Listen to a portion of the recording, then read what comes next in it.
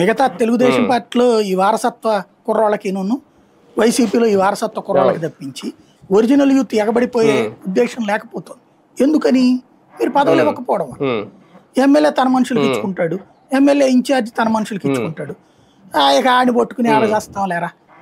TDP అట్ట కాదే, MLA చెప్పిన వాళ్ళకి ఇస్తుంది, జిల్లా నాయకుడు చెప్పిన వాళ్ళకి 2 పోస్టులు ఇస్తుంది, అధినాయకత్వం నుంచి 2 పోస్టులు ఇస్తుంది, కలిపి మిక్స్ చేస్తుంది. ఇది కీలకం. బీజేపీ చేసేదంతే, అది కీలకం. ఎప్పుడైనా సరే మనది అక్కడ ఇన్ఫ్లుయెన్స్ ఉండాలి. కసిగా ఉండేవాడిని కూడా తీసుకురావాలి. ఒక ఎమ్మెల్యే మనుషులు అంటే ఇదేమన్నా దందానా? ఆయన అనుచరులు వెళ్ళి పనులు చేసుకోవాలి.